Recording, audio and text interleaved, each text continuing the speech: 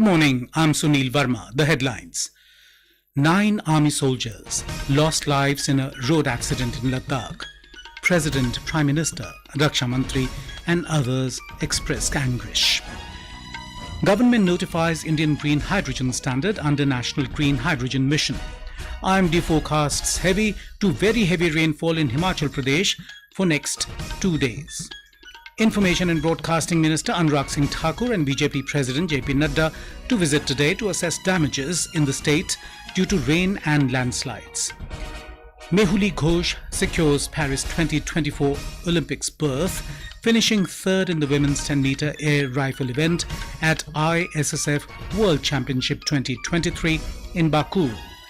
And in cricket, India to take on Ireland in second T20 of 3-match series at Malahide Cricket Club, Ireland this evening. In a tragic accident in Ladakh, at least 9 Indian Army soldiers lost their lives and 1 sustained critical injuries after their vehicle went off the road and plunged into a deep gorge last evening. The vehicle that met the accident was part of a convoy going from Leh to Nyoma, and the accident occurred 6 kilometers ahead of Kiari village.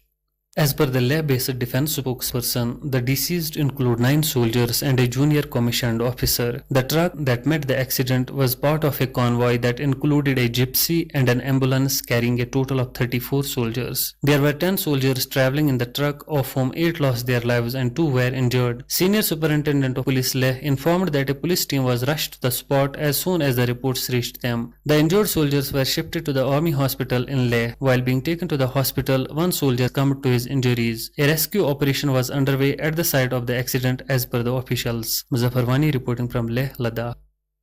President Draupadi Murmu, Vice President Jagdeep Dhankar and Prime Minister Narendra Modi have expressed anguish on the loss of lives of Indian Army personnel in a road accident in Leh. In a message, the President and Vice President conveyed condolences to the bereaved families.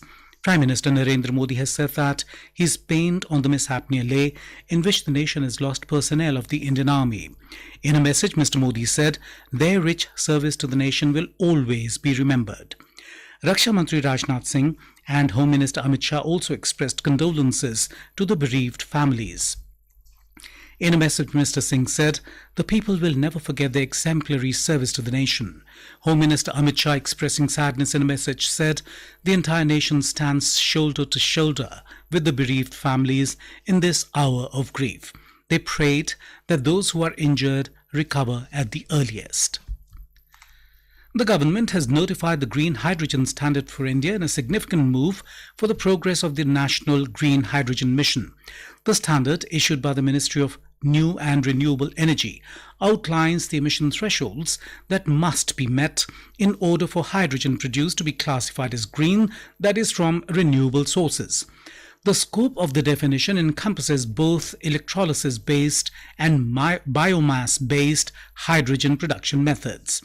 After discussions with multiple stakeholders, the ministry has decided to define green hydrogen as having a well-to-gate emission, including water treatment, electrolysis, gas purification, drying and compression of hydrogen of not more than 2 kilograms carbon dioxide equivalent per kilogram hydrogen. The notification specifies that a detailed methodology for measurement, reporting, monitoring, on-site verification and certification of green hydrogen and its derivatives shall be specified by the Ministry of New and Renewable Energy. The notification also specifies that the Bureau of Energy Efficiency, Ministry of Power, shall be the nodal authority for accreditation of agencies for the monitoring, verification and certification of green hydrogen production projects. The notification of the green hydrogen standard brings a lot of clarity to the green hydrogen community in India and was widely awaited. With this notification, India becomes one of the first few countries in the world to announce a definition of green hydrogen. G20 Health Ministers meeting concluded with the unanimous adoption of the outcome document in Gandhinagar yesterday, except the paragraph number 22 document, which is related to Chair's summary. Briefing media in Gandhinagar, Union Minister of Health Mansukh Mandaviya said the world is looking at India as trusted partner during health emergencies. Under India's G20 presidency, G20 countries showed commitment to build resilient, inclusive, accessible healthcare system to tackle future health emergencies. He said India, which is known as the pharmacy of the world, will soon become hospitals on the earth with the rapid growth of medical tourism in the country. More from our correspondent.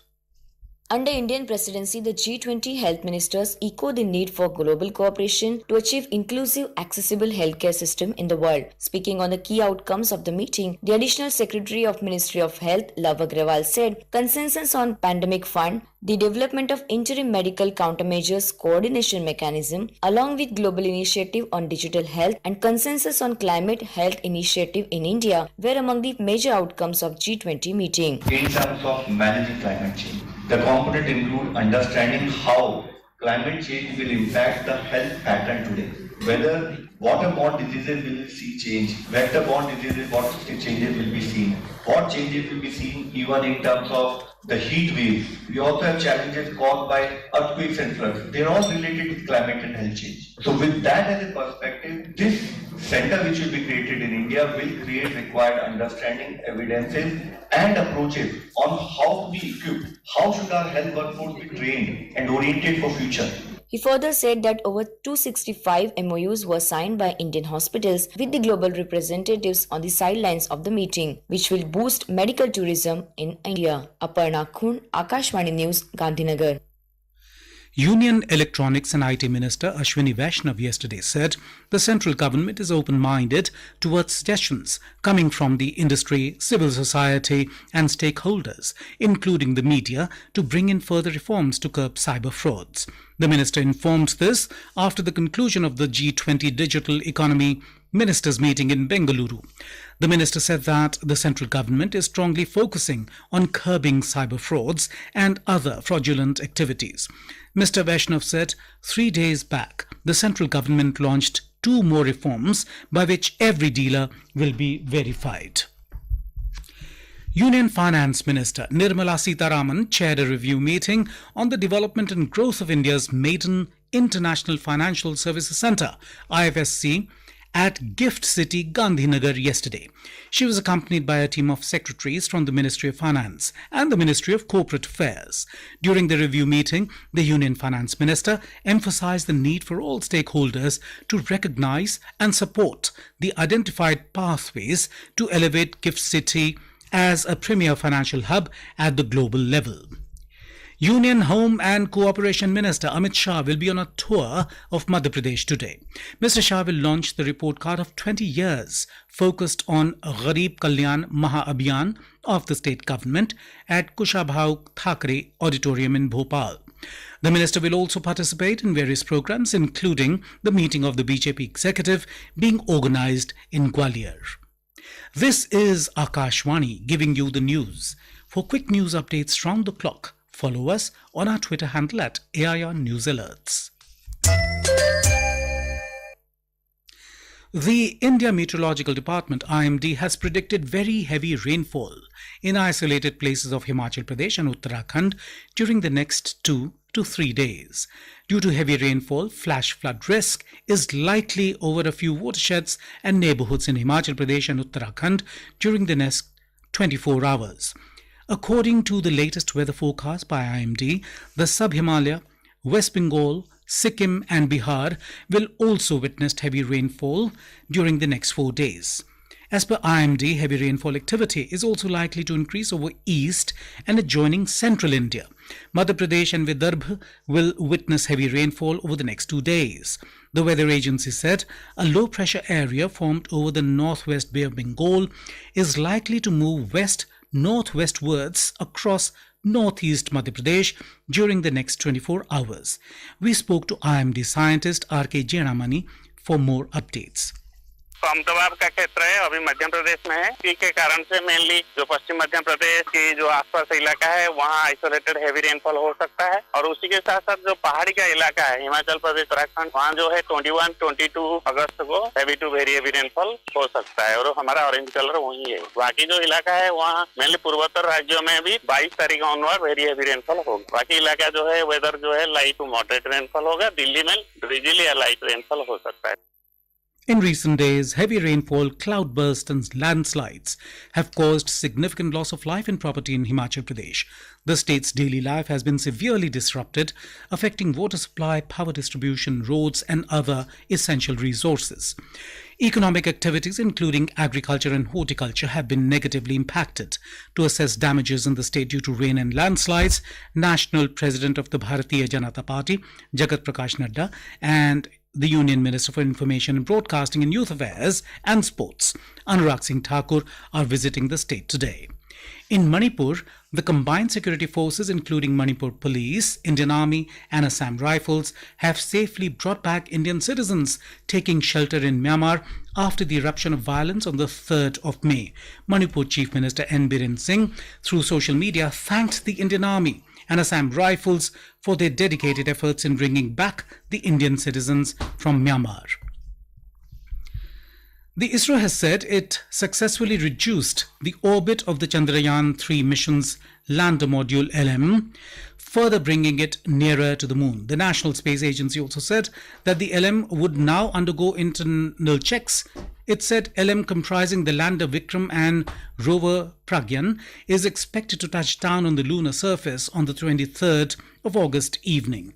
The lander module of Chandrayaan-3 successfully separated from the propulsion module on Thursday, 35 days after the mission was launched on the 14th of July. The Indian Navy submarine INS Vagir is on an extended range deployment. The deployment, which commenced in June 2023, will reach Fremantle, Australia today. The submarine, which is the Indian Navy's 5th Kalvari class submarine, was commissioned into the Indian Navy in January 2023 and is based in Mumbai. Today is Atham, marking the beginning of the 10-day Onam festivities in Kerala. People wearing traditional attire visited temples across the state this morning. In shooting, India's Mehuli Ghosh secured a Paris 2024 Olympics quota for India after finishing third in the women's 10-metre air rifle event at the ISSF World Championship 2023 in Baku, Azerbaijan yesterday. In the final, Mehuli Ghosh scored 229.8 to finish with a bronze medal behind the People's Republic of China's Jiayu Han and Zulin Hang. India will take on the hosts in the second T20 international of 3-match series at Malahide Cricket Club in Ireland today. In the first T20 match, India defeated Ireland by 2 runs via Duckworth-Lewis method to take a 1-0 lead in the 3-match series in Dublin. And now, for a look at today's newspapers, it's over to Subhadra Ramachandran. Thank you, Sunil. The Asian Age quotes Prime Minister Modi as saying at the G20 Digital Economy Ministers meet that India's digital growth story offers global solutions. Jan Dhan crosses 50 crore mark. Modi hails Nari Shakti as 56% account holders are women, headlines a pioneer. Centre imposes 40% export duty on onion to cool down the price of the kitchen staple, writes the Indian Express. The news of 9 army personnel killed in Leh is covered by most dailies on their front page. After 20 student suicide cases reported this year in Kota, an expert panel has been set up by Rajasthan government to suggest remedial steps, reports a statesman. 21 of 23 hydel projects in Himachal Pradesh violated norms, causing flood downstream, as per a report by the State Directorate of Energy, writes the Tribune. And with that, it's back to you, Sunil. Thank you, Subhadra. And now, before we end the bulletin, the headlines once again. 9 army soldiers lost lives in a road accident in Ladakh. President, Prime Minister, Raksha Mantri and others express anguish. Government notifies Indian green hydrogen standard under National Green Hydrogen Mission. IMD forecasts heavy to very heavy rainfall in Himachal Pradesh for 2 days. Information and Broadcasting Minister Anurag Singh Thakur and BJP President JP Nadda to visit today to assess damages in the state due to rain and landslides. Mehuli Ghosh secures Paris 2024 Olympics berth, finishing third in the women's 10-metre air rifle event at ISSF World Championship 2023 in Baku. And in cricket, India to take on Ireland in second T20 of 3-match series at Malahide Cricket Club, Ireland this evening. And with that, we end the morning news. Have a nice day.